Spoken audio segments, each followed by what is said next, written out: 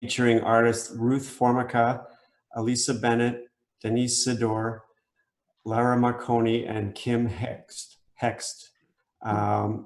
So we're excited for the new set of shows, and glad you could all make it. So what we're going to do first, Tina's going to walk through the show with her phone. So what you can do is pin Tina's video and be on gallery view so it shows up large. And as we work our way through the rooms, each artist will speak a little bit about themselves and about their work. Then after the walkthrough, we're going to split into 5 breakout rooms for each artist.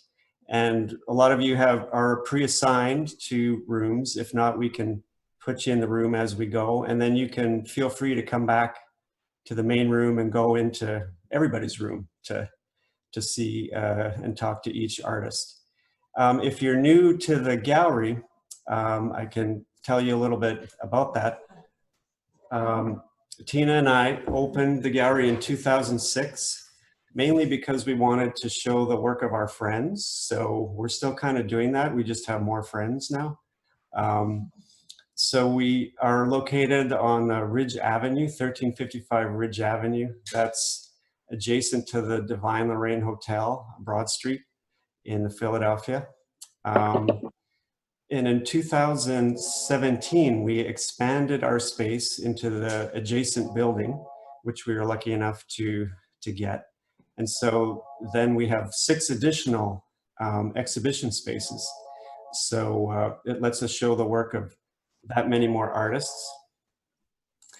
So right now, Tina, if you see her video, she's showing you the collective members gallery. So we have about 70 members altogether in the collective.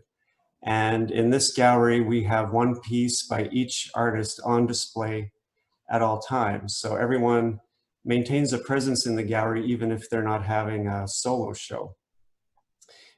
Each artist also has a page on the website, and we keep 6 works in inventory. So if people want to see more things, they can do that. More things in person, which seems to be a novelty these days. But and the gallery, you should know, even though we're doing a Zoom reception, the gallery is open. We do have hours, and you can come visit if you are in range. So we are open Wednesday through Friday, 10 to 6, Saturday, Sunday, 12 to 6. We ask that you have a mask when you come, and we limit the occupancy to 10 people. Although, we are a large space, so it's pretty easy to keep distant. So it's easier for us to open for sure than like a restaurant or a concert venue. So if you can make it, hopefully you can come down. So now we're heading down into Ruth's Formica's room. So we're heading in there. Ruth, do you want to speak a little bit about yourself, your art? Ruth, are you there? Ruth, you're muted.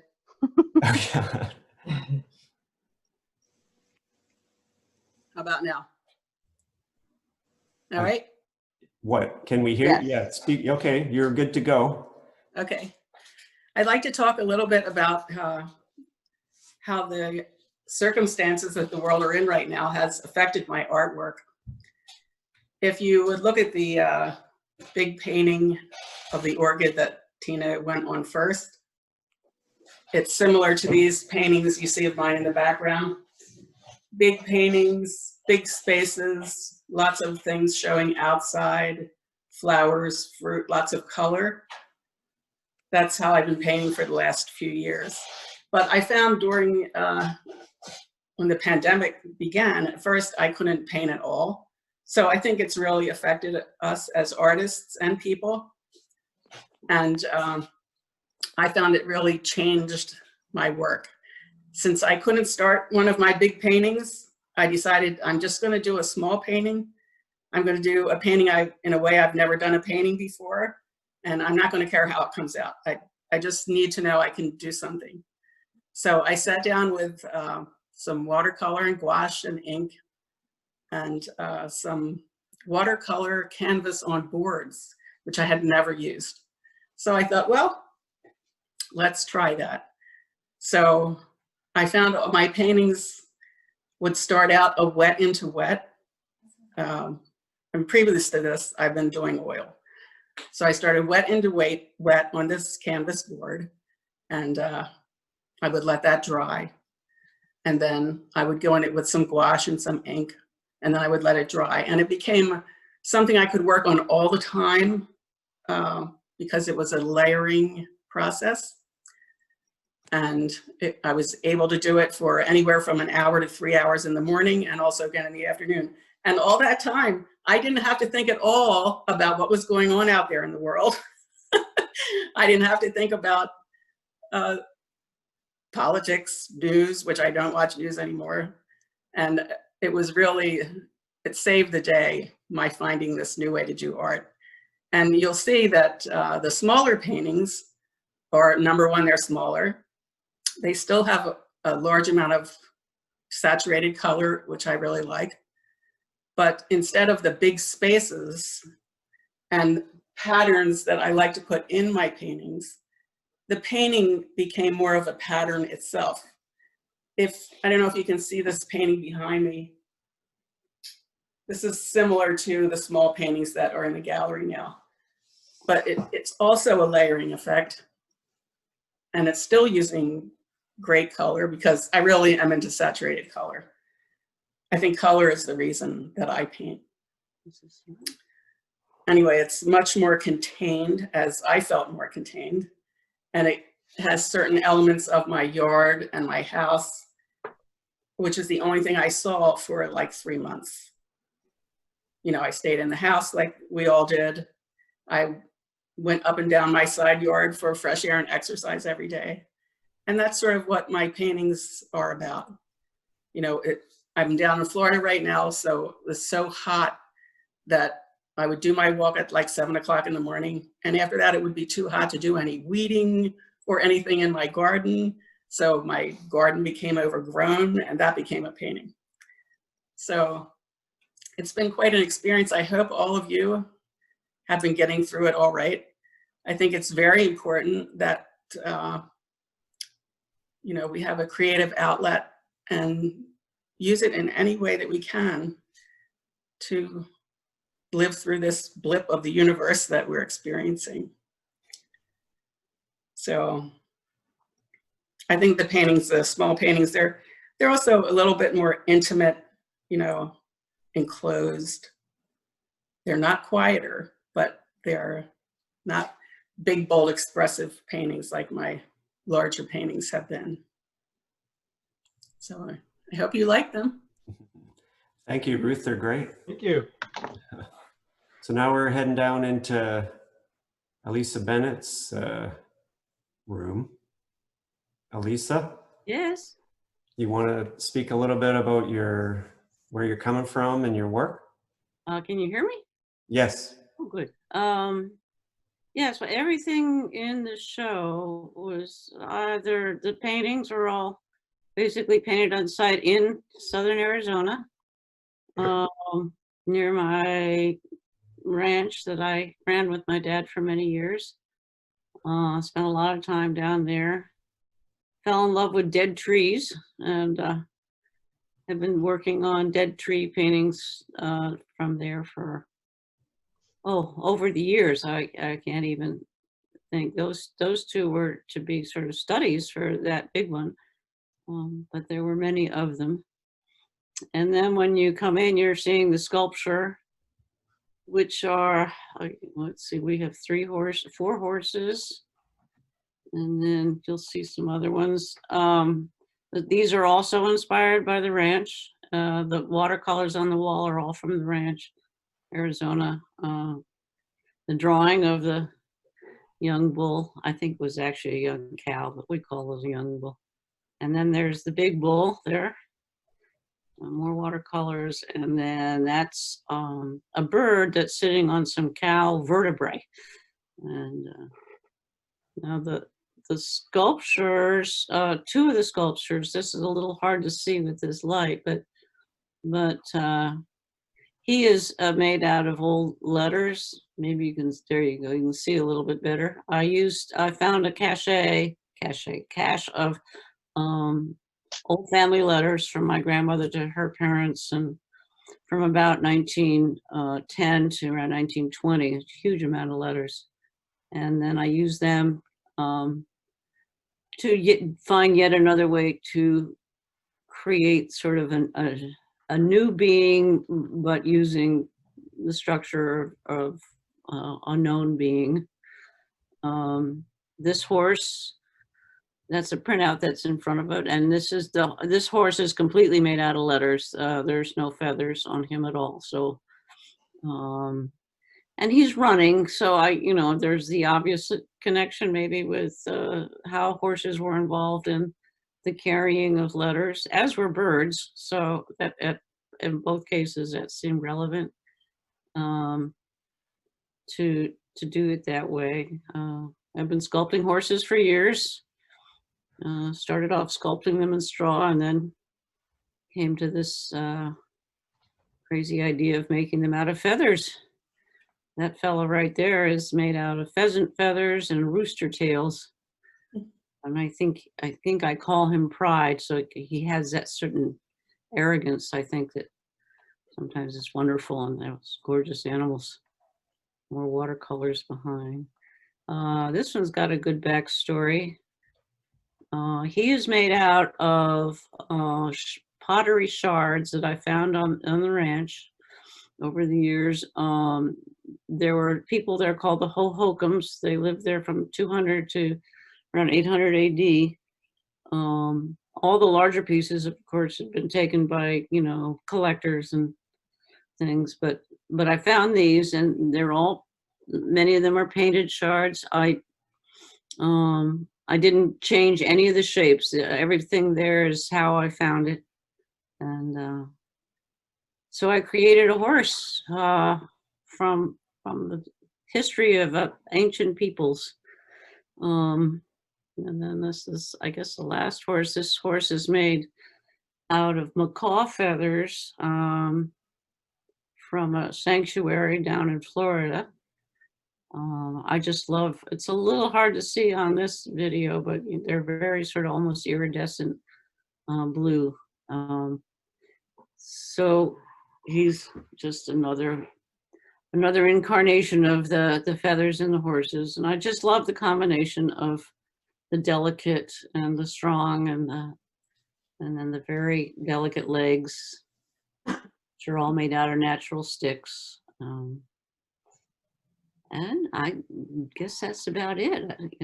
They're just, they really are all from this one era of my life, which I'm not going to be able to go back and spend much time at anymore. But so I was glad that the inspiration continues from that part of the world and that lifestyle there, which I enjoyed very much. And thanks for looking. Thank you, Elisa. Now we're heading into Denise's room. Denise. Hi, everyone.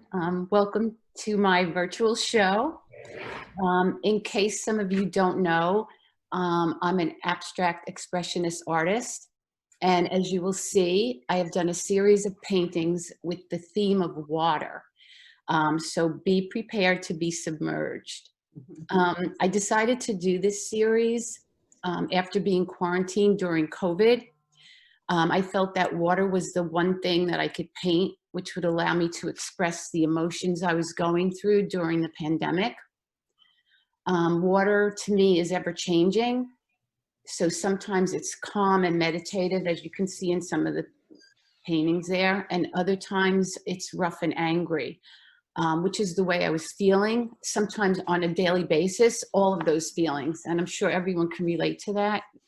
During quarantine, we had multiple episodes of different feelings. I believe this show is representative of those feelings, so I hope you enjoy the show. I look forward to seeing you in my breakout room. And if you have any questions or would like a closer look at my paintings or just want to chat. So thank you for coming, and I'll see you in my breakout room.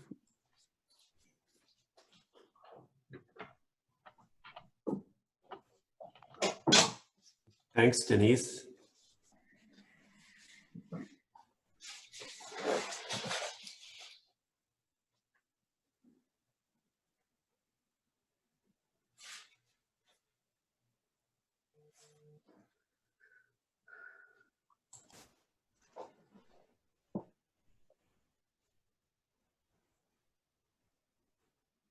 So now we're heading into Laura Marconi's room. Laura? Laura, are you there? Yeah, I'm here. Yes. You want to speak a little bit about yourself and your work? Yeah, well, I'm originally from Italy, and my work is pretty much done from my residency in Iceland, where I've been going since 2013. And because of, one of the things that really interests me since I've been going there was the reflections, because the theme is very profound, and it has to do also what do we see, and what we don't see, what's real, it was not real. It's kind of almost like the consciousness and the subconsciousness at the same time. And there is a lot of thought in my head when I do these reflections, and the way I painted were very and needed a lot of patience. It took a long time, because especially those big ones. But I think I wanted to have something to. I wanted to be in control in a way, because you know, of what was going on with the COVID and other things in my life. So this way, like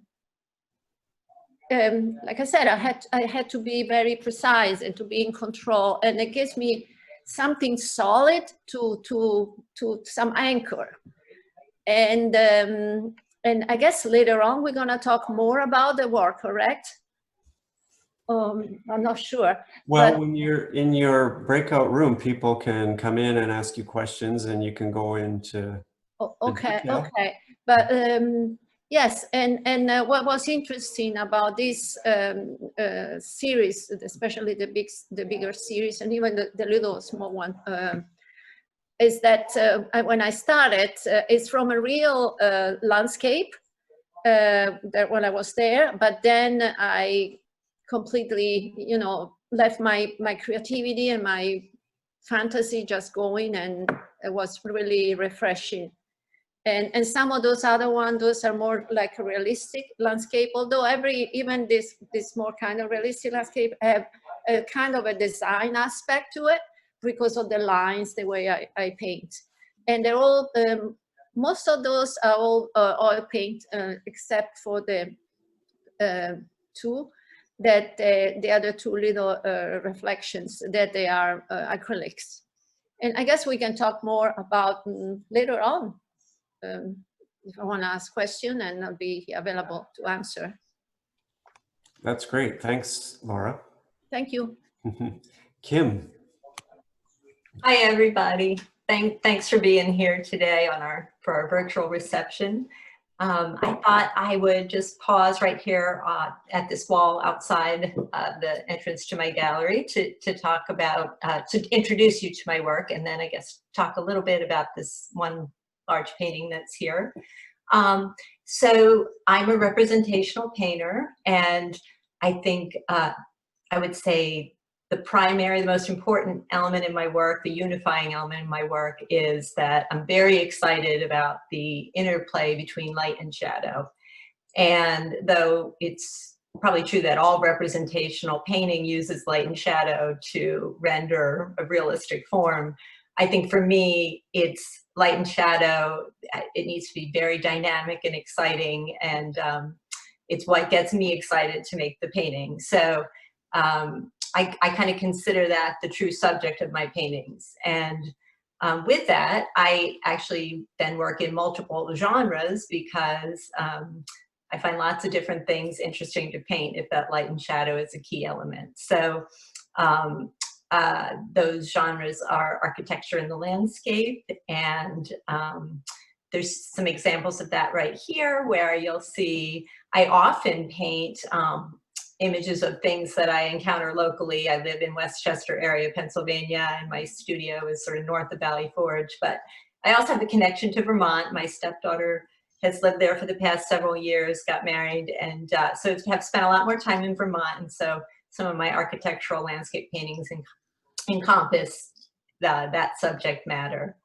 I'm also very interested in interiors, and I think the reason I love to paint those is there's a very different thing that happens in terms of light inside of a room as opposed to outside. And what I find really intriguing is not just how the light comes pouring through the window, which is the natural light, but also all of the interesting colors and degrees of shadow that happen with reflected light from what's in the room and what kind of a day it is. And then I also paint still life. And for the longest time, I painted still lifes for a couple of reasons.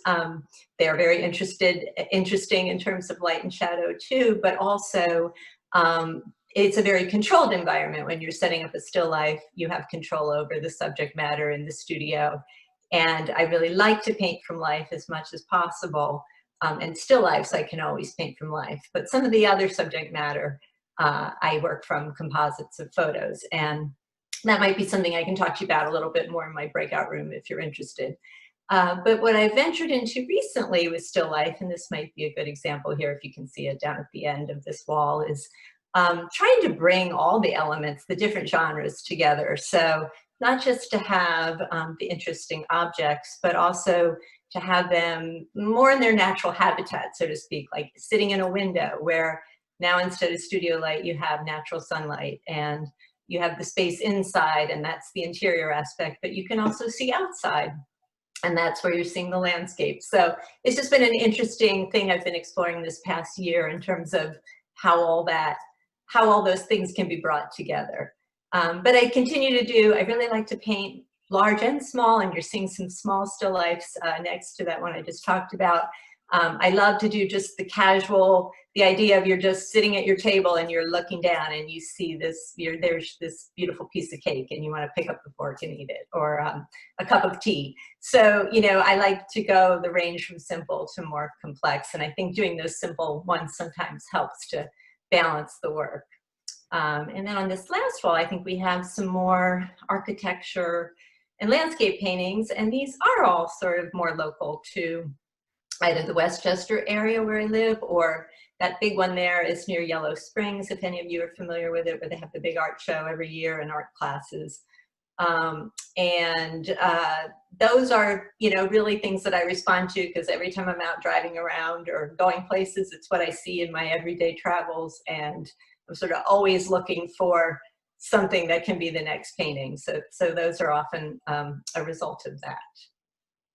And that's it. So if I can talk to you more about specific paintings of interest in my breakout room, breakout room, I'd be happy to do that.